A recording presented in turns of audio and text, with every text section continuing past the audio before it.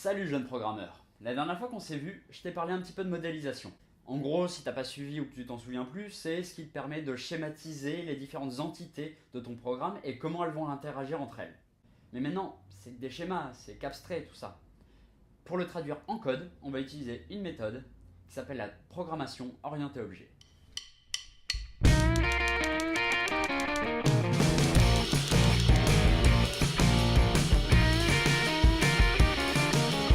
On va commencer par mettre les choses au clair. Si la programmation orientée objet est aussi populaire, ce n'est absolument pas parce qu'il y a eu un rassemblement d'ermites, programmeurs qui a voté à main levée que c'était la méthode la plus utilisée au monde.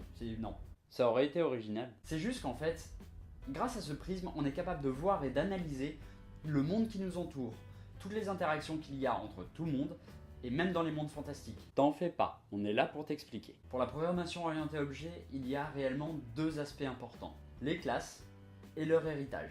Et pour illustrer tout ça, on va prendre l'exemple de la vidéo précédente dans laquelle je disais que Tolkien pouvait modéliser en réfléchissant et en décrivant les différentes races et les interactions qu'il y avait entre elles. Une classe, c'est un peu comme une description d'une entité, et ça peut aller du cas global au cas plus spécifique. Typiquement, si on prend l'exemple de Tolkien, on aurait des classes animales, végétales, humanoïdes, comme on aurait des classes elfes, nains, hobbits, humains. Cette description, elle va avoir une structure de liste. C'est donc une liste de propriétés qui caractérise la classe qu'on est en train de décrire. Du coup, par exemple, la classe animale dans le monde de Tolkien va avoir des informations comme le fait que certains animaux sont magiques, certains animaux ont des vies qui durent plus longtemps que d'autres, et certains d'entre eux ne communiquent qu'avec certains humains et pas d'autres. Dans cette liste, on va aussi avoir quelques méthodes, qui sont en réalité des actions que la classe en question peut faire. Par exemple, si on prend la classe humanoïde, on a la possibilité, donc les méthodes, de marcher sur deux pattes, parler à d'autres humanoïdes, voler un jambon, manger, se battre à l'épée, se suicider, enfin voilà. Maintenant qu'on a vu le premier aspect de la programmation orientée objet, on va voir le deuxième. L'héritage. Pardon.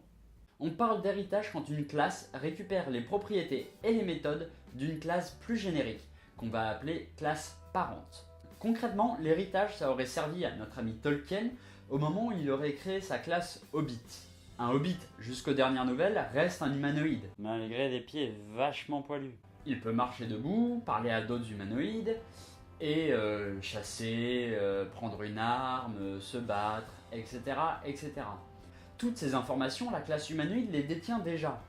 Donc à la place de redécrire le fait qu'un hobbit a ces caractéristiques-là, on va dire un hobbit est un humanoïde. Il héritera donc de toutes les propriétés et toutes les méthodes de la classe humanoïde. Mais la race hobbit ne peut pas être décrite juste comme des humanoïdes. Ils sont bien plus spécifiques que ça.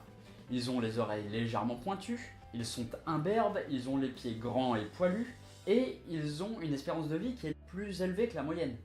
C'est pour cela que ces caractéristiques vont se retrouver dans la classe Hobbit, et vont s'ajouter donc à la liste de celles de la classe humanoïde. C'est bien de décrire des choses. Mais on l'utilise quand ?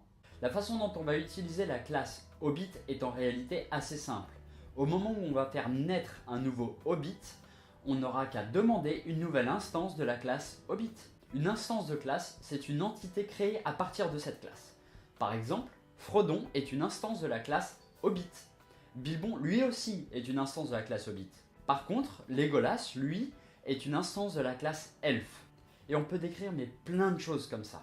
Par exemple, toi et moi sommes des instances de la classe Homme, avec un grand H. On peut aussi prendre un autre exemple, Deadpool est lui aussi une instance de la classe Homme. Mais maintenant que j'y pense, c'est pas forcément le meilleur exemple, vu comme il est défectueux. Cette instance va hériter de toutes les méthodes et les propriétés de la classe de laquelle elle vient. À une seule différence, c'est que les propriétés vont avoir une valeur en face d'elle. La propriété âge, par exemple, d'un hobbit qui vient de naître est égale à 0. Pour un hobbit qui a 2 ans, la propriété âge est égale à 2, etc., etc. Et bien cette instance, c'est ce qu'on appelle un objet. Tu sais, dans programmation orientée objet. S'il est si important de connaître la programmation orientée objet, c'est parce qu'il est extrêmement utilisé.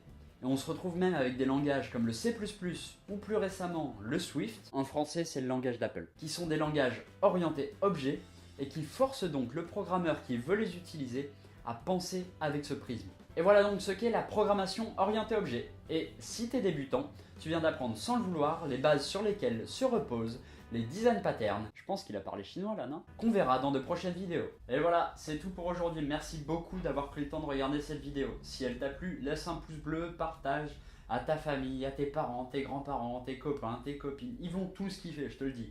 Bon, bref, si tu as des retours, laisse-moi tout ça dans les commentaires. Et pour la suite des épisodes, tu peux me retrouver sur Twitter. Il va apparaître quelque part sur l'écran, je sais pas encore où. Et puis c'est tout. Du coup, je te dis à la prochaine. J'ai du code qui va pas se terminer tout seul.